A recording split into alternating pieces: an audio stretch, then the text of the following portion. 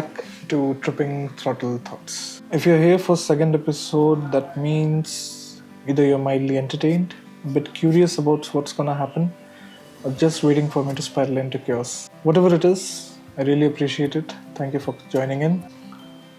Today's topic is a big one. Whether we are riding for the love of it or just chasing clout. Social media has completely changed how we look at motorcycles and motorcycling. Back in the day, there were no cameras, no captions, no algorithm. Now, it feels like every ride has to be a cinematic masterpiece.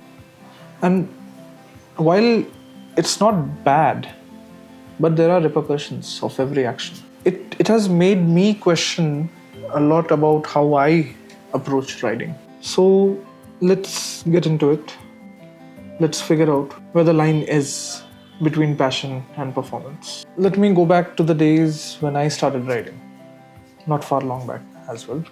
But still, I didn't have a GoPro, nor a good camera.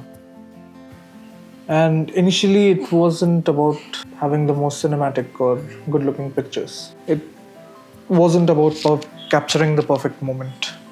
It was all about just getting out there, feeling the wind on my face. Yeah. Tackling roads that felt like they were trying to kill me. My gloves didn't match my jacket. My bike was always covered in dirt. And I wasn't worried about looking cool at all. That was freedom. That was raw. That was fun.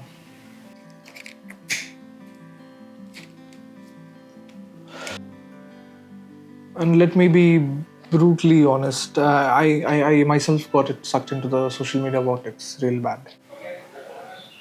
I've spent more time than I'd like to admit chasing that perfect shot, creating that perfect caption, just sitting around refreshing my feed to see if the likes count increased. Everybody's done that, I have done that too. Somewhere along the way, I started concentrating on how the ride looked rather on how the ride felt. Yeah. Really sorry about this habit. I know it's a bad habit, but well, that's how I unwind and kind of gets all the thoughts flowing. I would stop mid-ride just to not to enjoy the view, but to get that perfect click for Instagram. And you know what? It wasn't just riding that took a backseat. It's all those skills that I wanted to hone as well. Videography, photography. Instead of showing my side or what I'd like to show to the world or how I see the world, started showing what the world wanted to see. Creativeness wise also, I was stuck in a nice rut.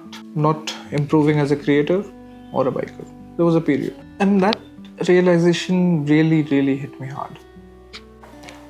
But then there were those rides, for example on my 411.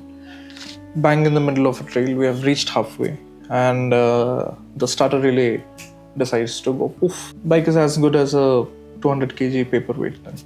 My friend had to tow me to the starting point of the trail. Spent a couple of hours searching for a tempo and waiting for the tempo. Tempo came and then we got the bike back to. Did I have the chance to get nice pictures? No. Did I have the chance to grab a nice video? No. But that is one of the rides that I will cherish. For someone as insecure as me, seeing those moments of friendship really helped. Seeing people stand by their words really helped. And that's what biking is about, building trust, building companionship, finding people around you who are there for you with their journey. Now, if you're concentrating on camera or how to get the best picture, you miss out on all these small moments as well. When you're building connections. I know it's gonna kill me, but well, the way I ride the road should kill me first. Well then, social media itself isn't the villain here. It's a tool. It's an amazing tool. It has given people so much. It has given us motorcyclists as a community. We got the chance to build better communities, discuss routes better, discuss gear better, discuss about bikes better, find out information quicker, safer, and more accurate actually. There are tons of creators out there who have made this a living. Like, they're so good at social media that they can now earn their living out of it. Amazing stuff, right? Nobody had imagined 20 years back that this could be a possibility. But there's a flip side to this. Social media has a way of making us feel like we have to perform all the time. Every ride has to look epic. Every shot has to look perfect. Every video has to look cinematic. And if it's not getting the likes that you wanted, was it even worth it? That thought, that was it even worth it? I have myself felt that pressure. I've pulled over not to enjoy the scenery, but to grab that perfect shot. And while I was doing that, I wasn't in the moment. I was chasing something fleeting that sucks the soul out of riding.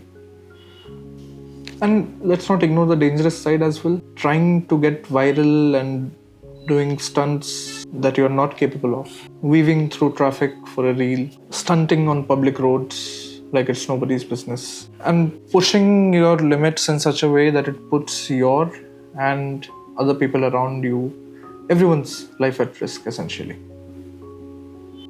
And every time someone does that, it's not just you who will be suffering. It's gonna be the whole biking community who gets a bad name because of this. It feeds to the stereotype that bikers in general are reckless, irresponsible, and just not to be trusted. Here's where it came full circle for me. You know that song, Country Roads Take Me Home? Country roads take me home. It's everywhere now. You can see it everywhere. It's in post. I have posted it multiple times. And it's a beautiful song, absolutely. Sits so well with motorcycling. But it made me realize something. That this song is about belonging. It's about feeling connected to a moment, a place, or even just yourself. But when we are chasing likes, we lose that connection. Instead of living in the moment, we're curating it. And by the time that we are done editing, all its magic is lost. So how do we get back to the country roads feeling? How do we ensure that this road takes us home? To ourselves, without losing it to the noise of social media. It's not about quitting social media, it's about balance. Yeah, definitely. Go ahead, share your stories, share your moments, share what you like. But don't let it define your ride. And most importantly, don't forget why you started riding in the first place. Was it for the freedom, the therapy, the rebellion, the escape? Whatever it was, just hold on to that. Because the likes will fade, the trends will all change, the algorithm will keep messing with us.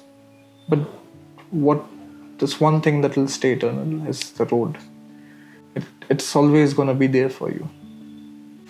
Because think about what the song Country Road really means.